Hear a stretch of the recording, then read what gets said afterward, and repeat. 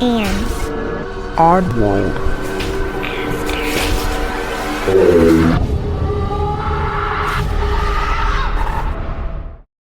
Hey oddballs, I'm your host Shinsen, and welcome to episode 135. The number of times that I've done this intro is ridiculous because I'm in my feels today, I'm in my happy feels, and basically, long story short, I'm just happy that every single one of you listening and allowing me to read your stories from even around the globe, that makes my little heart so happy. And even though this is such a niche area, we're connecting around the globe paranormal wise. Like, I don't know how to say that, but I'll get out of my cheesiness. And today we're going to learn about a mythical creature. So here we go.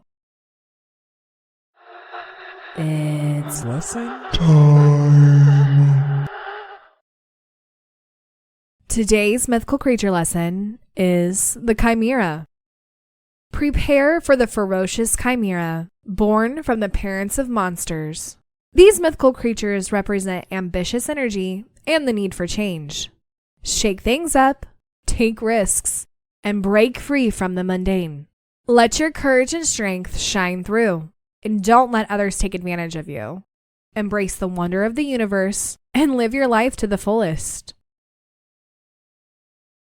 I don't normally give visuals to what the mythical creatures look like, but this one's really interesting to me. It is a lion with a snake for its tail, and then it has a goat growing out of the back side of it. It's all in one. It's an interesting one, and I've never heard of the Chimera, and I'm curious if you have. But I'm also curious if this pertains to your life. Head on over to my website and let me know or comment below, and let's go ahead and move on to stories. This comes from justpizzacate on Reddit. This is probably such a lame story, but it still baffles my whole family to this day. I'm from Germany, where people aren't particularly inclined to believe in ghosts or the supernatural. Germans generally prefer logical explanations for strange events and don't really embrace things like Halloween or horror movies. So, when something weird happens, the usual response is a shrug, and it is what it is.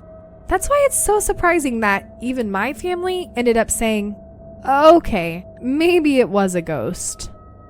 I grew up in a very old house. My parents still live there, actually. It dates back to the 1910s, though the interior has been renovated several times.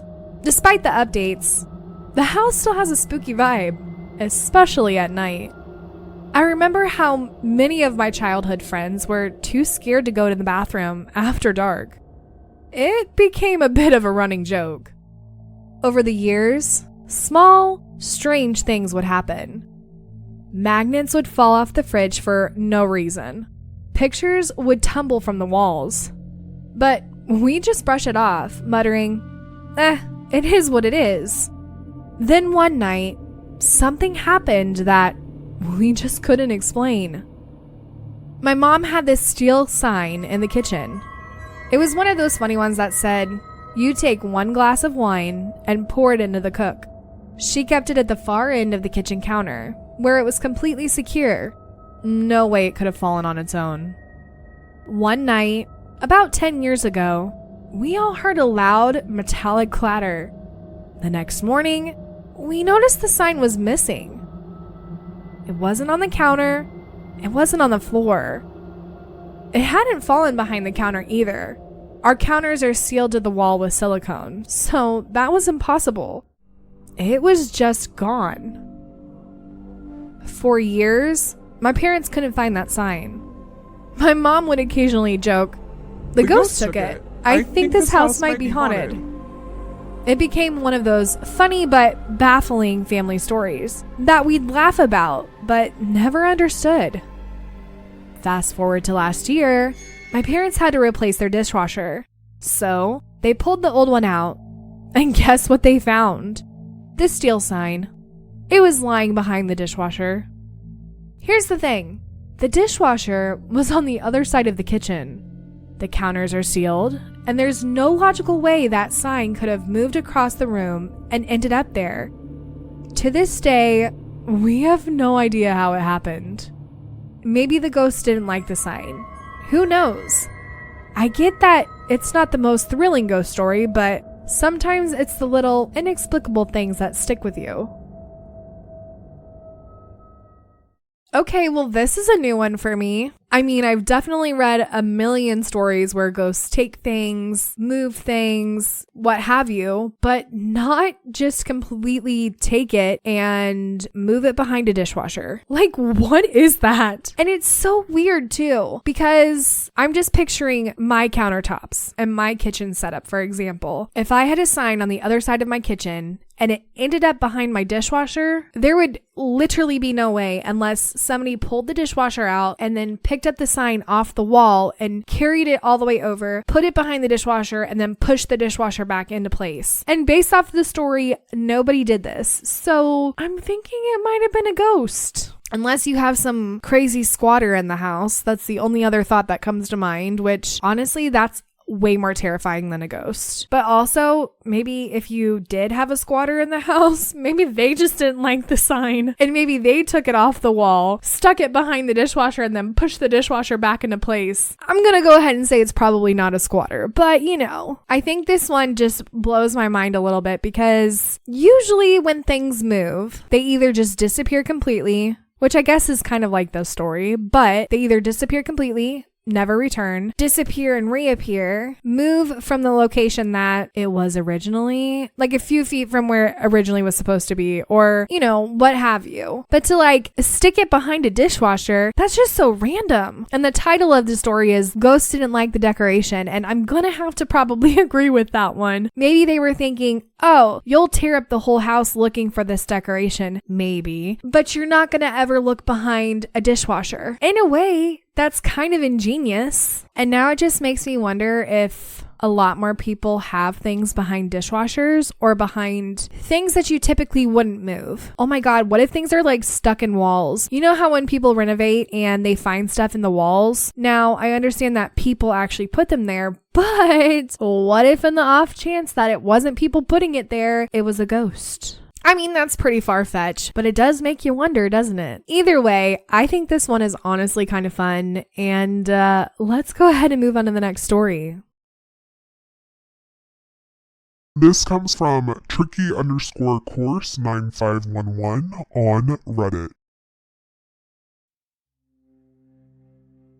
When I was 10 years old, I remember I woke up in the middle of the night after a nightmare.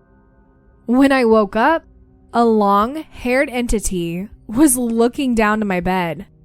It was dark, but I saw it.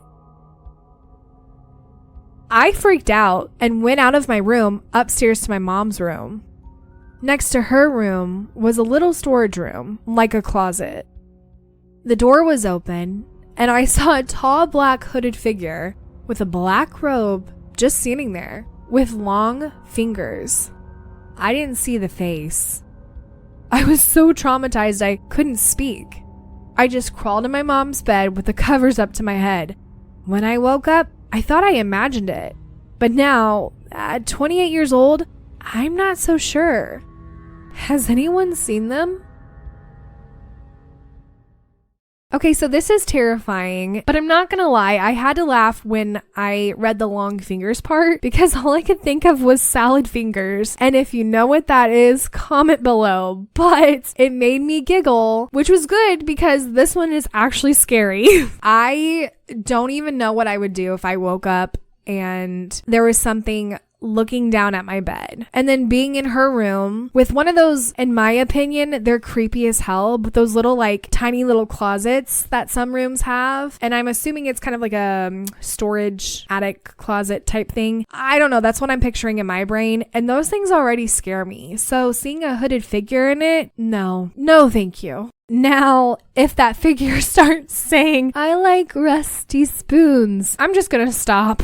For those of you who know what I'm talking about, I'm sure you're probably laughing with me because for those of you who don't, are probably thinking I've lost my damn mind. And that's okay because I'm sure I have, but I will link what I'm talking about if I remember down below. If not, it's called Salad Fingers. Go look it up on YouTube. But yeah, no, I I would not like to see either of these. I wonder what other entities this person saw, or if these are the only two. Either way, these are both like the scariest things that you could almost see. I mean, your bedroom or anybody's bedroom or wherever you're laying your head down to go to sleep, that is like a vulnerable place to be. For those entities to be there, first of all, it's rude. And second of all, absolutely not. You know, something I've done, which I'm sure someone listening will find crazy, but you just have to tell the entities in your house, listen, here are the places you can go. Here are the places that are off limits. Because my thing is if the spirits aren't negative and you don't mind them being there, then you got to set some ground rules. So if there are any spirits in my house, then they are not allowed to be in the bedrooms or bathrooms. And they're not allowed to scare me when I'm by myself. And I'm sure some of you are probably going, well, aren't you into the paranormal? Like, you're an investigator, come on. Yeah, I am, but it doesn't mean I want it to happen 24/7. But I will stop yapping, and I'm curious as to what your guys' opinions are on either story. Do you have a story like either story today? I'm very curious. Please let me know. And I hope you enjoyed today's episode. And well, it's an odd world after all. Oddballs. Thank you for listening. And if you enjoyed today's episode, don't forget to leave 5 stars or thumbs up on whatever podcast platform you listen on. If you have any comments for this episode, comment below or head over to Instagram and comment on this episode's preview. To submit a story or for more information, go to itsanoddworldafterall.com.